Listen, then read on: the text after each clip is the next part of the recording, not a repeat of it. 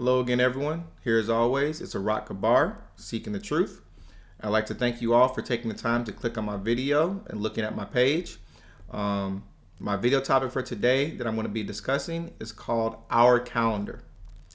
Now, the typical calendar that we all use today is called the Gregorian calendar. This is not the calendar that the Most High wants us to follow. The Most High created time and everything perfectly in unison for us to be able to accurately follow His Sabbaths. The holy days are all meant to give glory and honor to the Most High, and they serve as a reminder of all that Christ has done and He will do. Exodus chapter 20, verse 8 commands us to remember the Sabbath and to keep it holy. Unfortunately, it's difficult for someone to uphold the Sabbath if they don't know when it is. The Most High gave us a simple calendar to follow. But the wicked powers of this world have attempted to distort time and have forced everyone to ignore the Most High's clock. Regardless of their efforts, time does not change. The true course of time has not changed, but what has changed is the way that we observe time. First, let's look at the typical Gregorian calendar that we have today and see where it originated from. In the beginning, when the Most High created days, they were simply numbered, the first day, the second day, and so on. The days of the week were not given names. The Greeks and Romans started naming the days of the week after the sun, the moon, and other wandering stars known as planets. These planets were worshipped as gods. The god Zeus became Jupiter, the king of the gods. Poseidon became Neptune, the god of the sea. Cronus became Saturn, god of the sky. Aphrodite became Venus, the goddess of love. Hades became Pluto, the god of the underworld. Ares became Mars, the god of war. Hermes became Mercury, the god of travel. Gaia became worshipped as the mother, as in the Mother Earth. Helios became Apollo, god of the sun. And Selene became known as Luna, goddess of the moon. The names of these gods were later substituted for the names of Norse gods by a Germanic people of the Northern Europe. Odin, Thor, and Freya are just a couple. Now, knowing the names of these pagan gods now leads us to the names of the week. Sunday equates to Sun's Day, or Day of the Sun, hence giving worship to Helios or Apollo. Monday equates to Moon's Day, or Day of the Moon, which is giving worship to Selene or Luna. Tuesday equates to Tuesday, or Day of Mars or Ares. Wednesday equates to Woden's Day, or Day of Mercury or Hermes. Thursday equates to Thor's Day, or the Day of Jupiter or Zeus. Friday equates to Freya's Day, or the Day of Venus or Aphrodite. And Saturday equates to Saturn's Day, or the Day of Saturn or Cronus. Pagans did this to honor their gods, but by doing so, they have forced the world to go against the words of the Most High. The first scripture we're going to read from is coming from the book of Exodus, chapter 22, verse 13. It reads, And in all things that I have said unto you, be circumspect, and make no mention of the name of other gods, neither let it be heard out of thy mouth. Not only did pagans name the days of the week, they also started naming the names of the months. January was named after Janus, the god of beginnings and endings. February was named after Febralia, a Roman festival that was held at the end of the year. During the first month of the new year, Romans insisted that all wars ceased during that time. Hence, March was named after Mars, the Roman god of war. April got its name from the Latin word aprire, meaning to open. because it represents the opening of buds and flowers in spring. May was named after Maya, an earth goddess of growing plants. June was named after Juno, the queen of the gods and patroness of marriage and weddings. July was named after Julius Caesar in 44 BC, but prior to that it was called Quintilis. Quintilis, which is Latin for fifth. Why? Because this was the fifth month of the year. August was named after Augustus Caesar in 8 BC, but prior to that it was called Sextilia, which in Latin is sixth. September received its name from septem, which is Latin for seven. October got its name from the Latin word octo, which means eight. November comes from novem, which is Latin for nine. And December comes from the word decem, which is Latin for 10. So it's clear by looking at the names of the months that the first month of the year was actually in spring around March. It's also clear that pagans are the ones responsible for naming the days of the week and the months. And the ancient Hebrews referred to the seventh day of the week as the Sabbath, which means rest. The first month of the year was called Abib, which means green. It was Jewish Edomites who later changed the name of the first month of the year to Nisan. Now that we have an understanding of the origins of today's Gregorian calendar, let's look into the true calendar that was revealed to the prophets. Next scripture is coming from the book of Exodus, chapter 12, verses 1 through 2. And it reads, "The Lord spake unto Moses and Aaron in the land of Egypt, saying, This month shall be unto you the beginning of months. It shall be the first month of the year to you." We see here that the Most High is talking to Moses about the first month of the year. Now let's jump down to verse 6. "And ye shall keep it unto the 14th day of the same month. The whole assembly of the congregation of Israel shall kill it in the evening." Here we see that at evening, meaning when the sun sets, on the 14th day of the same month, a special event will take place. Verse 11 tells us what special event this is. It reads, "And thus shall ye eat it, with your loins girded, your shoes on your feet, and your staff in your hand, and ye shall eat it in haste. It is the Lord's Passover." We see that Passover takes place on the 14th day of the first month of the year. Then from there, all of the rest of the holy days and feasts can easily be calculated. The question is, how do we determine when the beginning of the year is? To get this understanding, we need to go into the Book of Enoch. The Book of Enoch may not be considered a canonical part of the Bible by the Catholic Church, but it is essential when it comes to understanding scriptures, and it fully supports the Bible. We're going to read from the Book of Enoch, chapter 72, verses 1 through 2. It reads,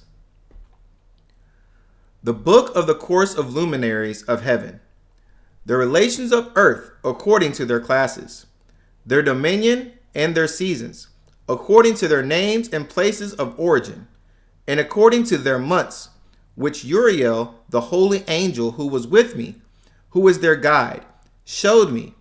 And he showed me all their laws, exactly as they are, and how it is with regard to all the years of the world, and unto eternity, till the new creation is accomplished, which dureth till eternity.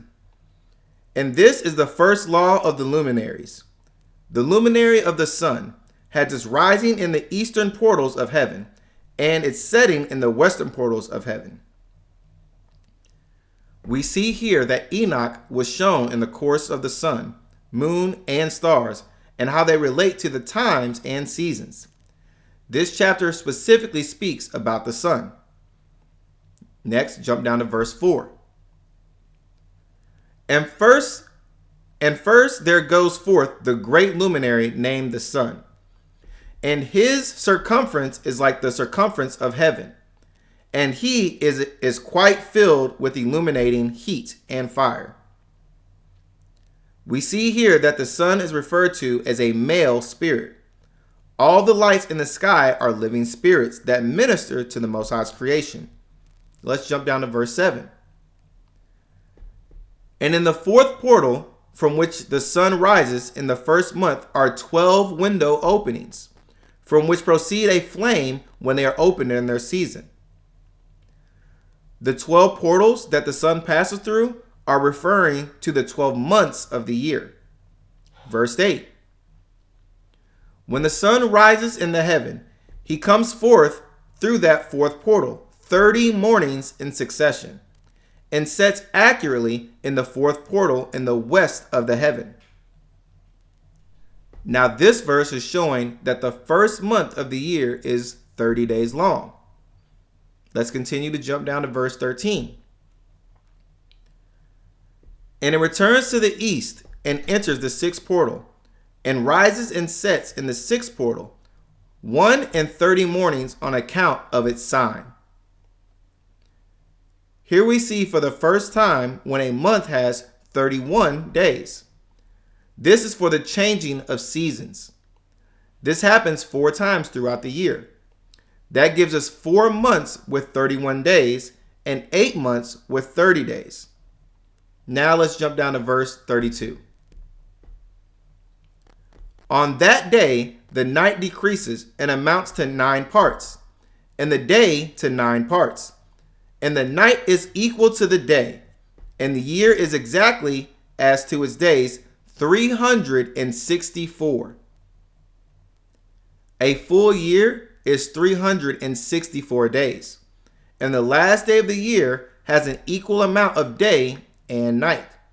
That's the key to figuring out when a new year begins. This understanding of days, months, and years is commonly referred to as the Enoch calendar.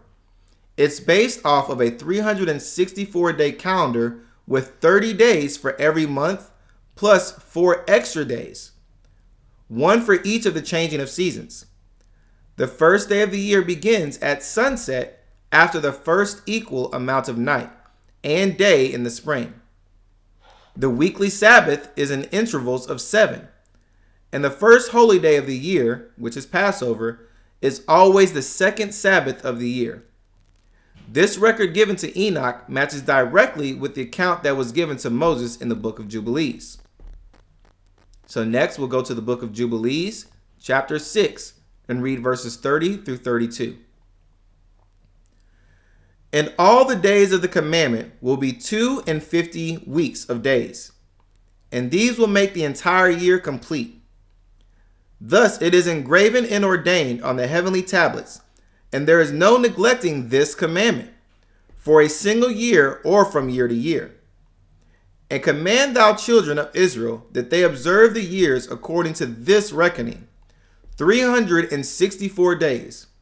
And these will constitute a complete year, and they will not disturb its time from its days and from its feast. For everything will fall out in them according to their testimony, and they will not leave out any day nor disturb any feast. We are commanded to follow and not disregard the Most High's calendar. We were warned that if we would not observe the Most High's calendar, then we would forget and lose track of his holy days. Let's continue verses 33 and 34. But if they do neglect and do not observe them according to his commandment, then they will disturb all their seasons, and the years will be dislodged from this order. And they will disturb the seasons, and the years will be dislodged. And they will neglect their ordinances. And all the children of Israel will forget, and will not find the path of years, and will forget the new moons, and seasons, and Sabbaths. And they will go wrong as to all the order of the years. Hebrew Israelites followed the calendar according to the sun. It was the Gentile nations that followed a lunar calendar based off of the cycles of the moon. This was also foretold to happen. Again, we're going to continue in the book of Jubilees, chapter 6, verses 35 through 38. For I know, and from henceforth will I declare it unto thee, and it is not of mine own devising, for the book lies written before me, and on the heavenly tablets the division of days is ordained, lest they forget the feast of the covenant, and walk according to the feast of the Gentiles after their error and their ignorance. For there will be those who will assuredly make observations of the moon, how it disturbs the seasons and comes in from year to year, 10 days too soon. For this reason, the years will come upon them when they will disturb the order, and make an abominable day the day of testimony, and an unclean day a feast day. And they will confound all the days, and the holy with the unclean, and the unclean day with the holy. For they will go wrong as to the months and Sabbaths and feasts and jubilees. For this reason I command and testify to thee, that thou mayest testify to them. For after thy death thy children will disturb them, so that they will not make the year 364 days only. For this reason they will go wrong as to the new moons and seasons and Sabbaths and festivals, and they will eat all kinds of blood with all kinds of flesh. Chapter 73 of the Book of Enoch gives the detailed account of the cycle of the moon. The moon has a yearly cycle of only 354 days, which is 10 days shorter than an actual year. If you try to figure out when a new month is according to the moon, you will constantly be off, which in turn would make you miss the Most High Sabbaths. We were told that Rome would attempt to change time. Daniel chapter 7, verse 25 reads, And he shall speak great words against the Most High, and shall wear out the saints of the Most High, and think to change times and laws. And they shall be given into his hand, until a time and a times and dividing of a time. This system has deliberately thought to change God's calendar in an attempt to hide God's plan for the salvation of mankind. The Enoch calendar was used by the patriarchs Noah, Abraham, Isaac, and Jacob. It was taught to Moses by the angel Uriel, and it continued to be the official Hebrew calendar until the 2nd century BC, when King Antiochus IV Epiphanes ended the use of the Enoch calendar and forced the Hebrews to observe the lunar calendar. The new moon calendar was the official calendar of the Greeks. When King Alexander III conquered the Middle East in the 4th century BC, the lunar calendar was then introduced and was gradually accepted by most people. By 167 BC, King Antiochus IV ordered the Jews to abandon the Enoch calendar in favor of the new moon calendar. When Julius Caesar established his calendar in 45 BC, he set the 25th of March as the spring equinox. Because a Julian year is 365 and 1/4 days long, this then led to the vernal equinox being on a different day every year as the years progressed. This drift then encouraged Pope Gregory XIII to create the modern Gregorian calendar in 1582. The Pope wanted the vernal equinox to fall in line with the Roman festival of Ishtar, also known as Easter. So he allocated March 21st as the vernal equinox. The word equinox literally means equal night. This gives people the false impression that on the equinox there's the same amount of night and day. But even this isn't true. They're all lies and deceptions created to get people off track from following the Most High's calendar. Next scripture and last scripture is coming from the book of Exodus, chapter 31, verses 16 through 17. Wherefore, the children of Israel shall keep the Sabbath, to observe the Sabbath throughout their generations, for a perpetual covenant. It is a sign between me and the children of Israel forever. For in 6 days the Lord made heaven and earth, and on the 7th day he rested and was refreshed. The Sabbath is a sign between the Most High and the children of Israel. By following the Most High's calendar, we are able to accurately observe all of his Sabbaths. Forgetting the Sabbaths is one of the many things that Israel did that led them into captivity. Let's get back on the correct calendar and get in sync with the Most High. Now, as always, I have other videos on my playlist that go into greater detail or more detail on this topic. So please hit subscribe, hit like to this video, subscribe to my page, and look at other videos on my playlist that go into this detail. If you have any questions or concerns, I always encourage people to not just take my word for it, but to do your own research. And no matter what, remember to always seek the truth. Shalom, and thank you for watching.